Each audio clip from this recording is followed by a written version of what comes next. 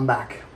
Been a long year and 2 months since my last E55 was T-boned and totaled. Like the other video on the channel says, I got a Fox body. Full disclosure, I owned it 11 months and drove it not even 200 miles. I'm gonna slap this one like I slapped the last one. This is where I'm supposed to be. You guys know, you guys own these things.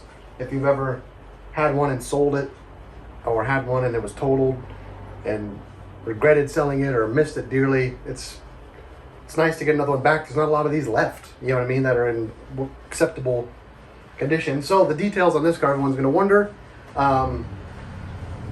This car is special for a few reasons. One, it is Alabaster white, and there's a video on my channel, one of the first video I put up, when I was stirring up E50 or E63, E55 debate, and I talked about an Alabaster white E55. Like, if I could pick a color, that's what I would get. Sometimes things get better. So this car, Alabaster white, it's a 2005. It's a mid to low option car, which I wasn't too concerned about, honestly. The 06 car was pretty cool because it had every single option. This car is more probably average.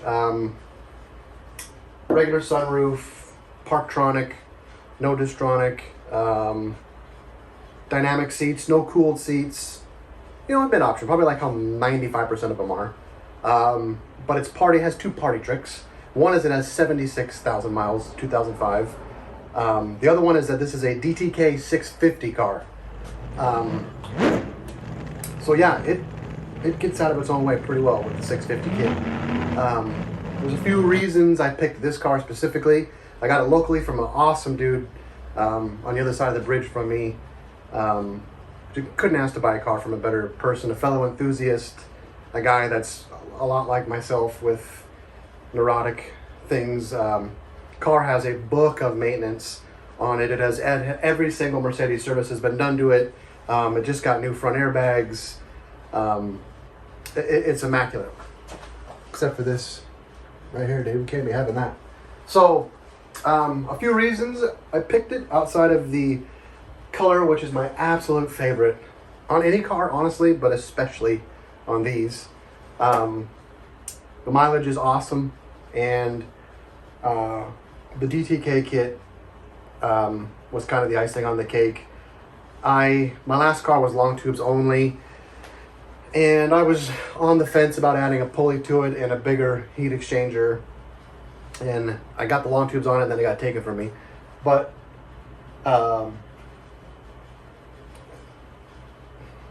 Dimitri died, right? And I didn't buy this car because of the DTK kit, but and I know a lot of people have mixed feelings on DTK, but I, for one, always admired the way he was. He didn't want to gouge people for stuff, and yeah, sometimes his stuff wasn't the best quality because he was making it in Georgia and shipping it over here. And the previous owner of this car, you know, changed a few things, modified a few things, had a few discussions with Dimitri before he passed, and you know, some idlers weren't quite right as far as miking out and a few other things, but I just appreciate that Dimitri wanted everybody to be able to make power without paying $900 or $800 for a pulley, and that's gouging. Like, it is. You can sell those pulleys for $350, $400 and still make good money. And you know, like I said in previous videos, or maybe I've said this on MB World, I'm happy that guys are still making parts for these cars. This one's 17 years old. So, you know, I'm not going to get into certain vendors fighting with certain other vendors, and I think we all know what I'm talking about. But I am very impressed with how this car runs on the 650 kit. Few things that I've noticed coming from basically a stock car. This one, even with the bigger heat exchanger, and it's muggy and hot where we are today, man. It's like 75 and 2,000% humidity. It's a weird day for the Pacific Northwest. I bought this car today. I picked it up about 11 o'clock Saturday, August 20th. And on the way home, I did a few pulls, and on the third pull, it said, "Nah, man, it's too hot." But up until then, there's no doubting that it's 650. I actually know the dyno numbers for this car. It was posted on DTK's Facebook page when the kit was put on 5 or 6 years ago, when it had 60,000 miles on it. I guess I'll share it. I don't really care. Kind of feels cool to say anyway. Before long tubes, this car now has long tubes on it. Before long tubes, it made 560, 603.